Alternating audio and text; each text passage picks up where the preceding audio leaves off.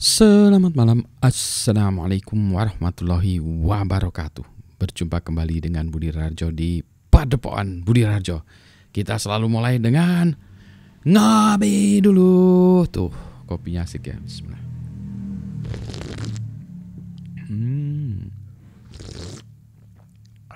Sedap, alhamdulillahirrahmanirrahim. Kopinya nendang. Malam karena kita bulan puasa. Jadi ini menjelang Isya ngopi dulu sambil buat video sedikit dulu ya. Nanti habis itu di-upload. Banyak yang mau dibahas tapi ini dulu ya, saya mau bahas tentang hal yang nggak ini ya, mungkin penting atau nggak penting adalah soal ini, apa, banyak orang tuh yang tidak mengingat dari mana dia berasal. Contoh nih, sedih juga ngelihat dulu orang ya yang waktu mudanya teriak-teriak reformasi, perubahan, mengkritik orang segala macam. Begitu dia naik, dapat jabatan, dapat pekerjaan, korupsi juga. Persis sama seperti yang dia kritik itu. Dan ini tidak saja satu kali, dua kali, tiga kali ya, banyak gitu jadi kejadian itu. Orang lupa apa dari mana dia berasal.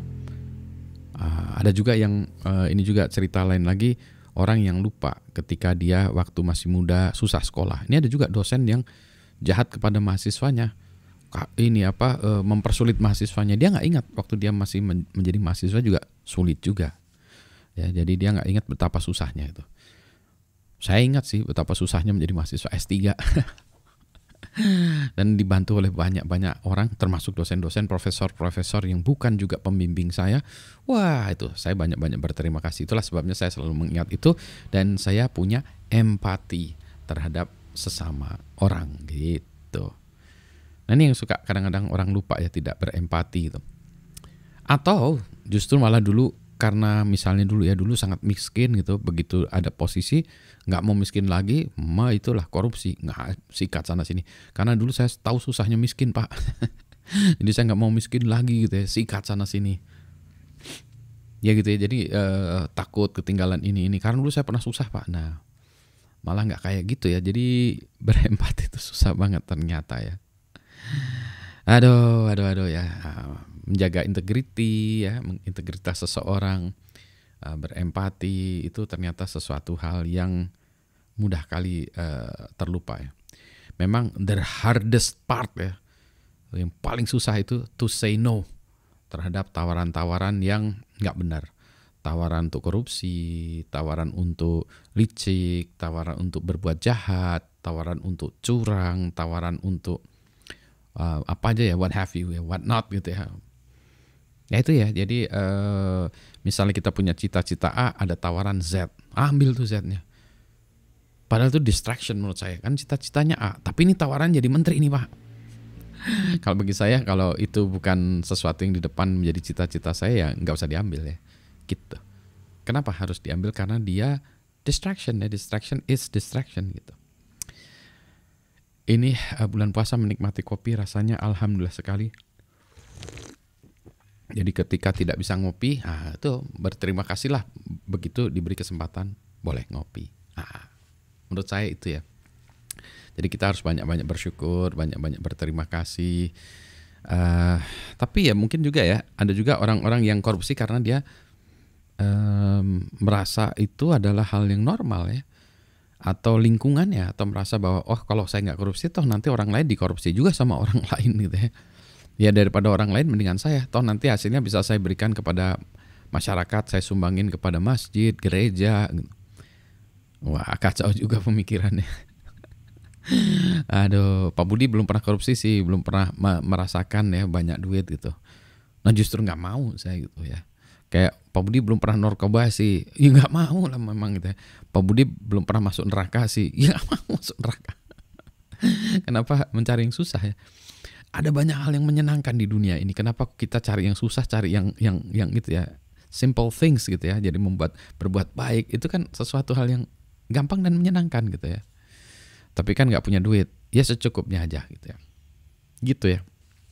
Oke, bulan puasa ini juga banyak saudara-saudara kita yang sedang timpa musibah ya, banjir di Jabodetabek dan lain-lain ya, musibah di tempat-tempat lain juga gitu ya. Jadi ya mudah-mudahan diberi semangat saudara-saudara kita yang gitu ya, diberi ketabahan. Ini ujian itu ya, memang ujiannya sangat berat, ya nggak kebayang oleh saya gitu ya, tapi sabarlah ya, bertabahlah ya, karena ada yang di atas ya, yang di atas ini akan selalu melindungi Anda gitu. Sabarlah, bersabarlah gitu ya.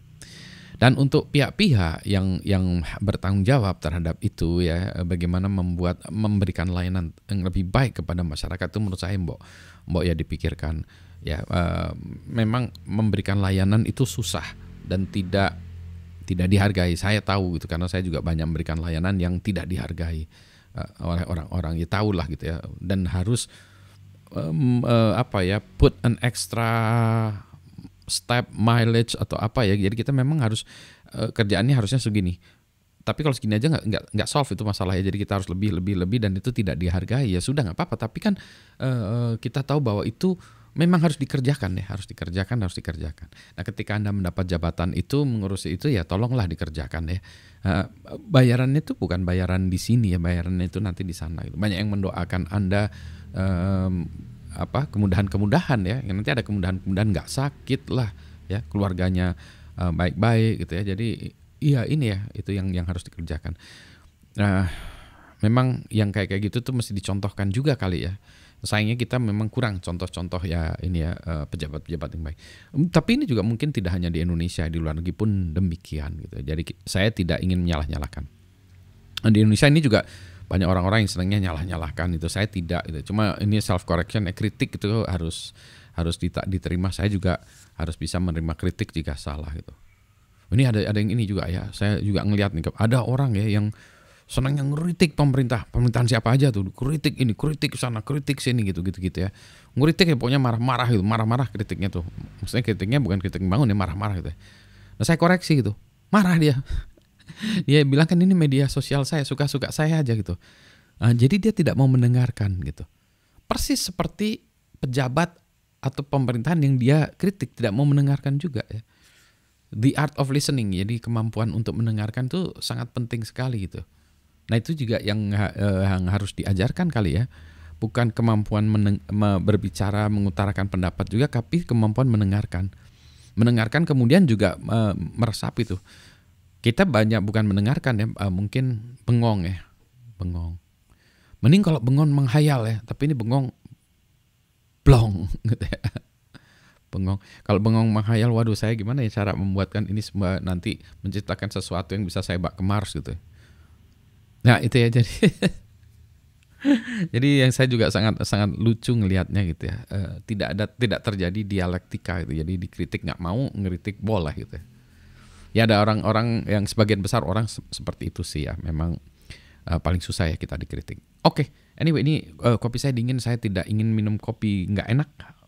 Karena kalau bulan puasa ini saya ngopinya ya cuma segini aja. Iya, segini aja nih. Jadi harus dinikmati betul enak kopinya supaya kita bisa merasakan bersyukur gitu ya. Bahwa alhamdulillah masih bisa diberi kesempatan boleh ngopi, karena ada orang-orang yang nggak boleh ngopi, bisa ngopi, nggak bisa ngopi. Ada juga orang yang boleh tapi perutnya nggak suka ya, sakit segala macam, nggak bisa ya. Jadi ada juga yang nggak ada kopinya nih. Alhamdulillah saya kopinya ada semua, enak-enak dikasih orang. Rezeki anak soleh kali.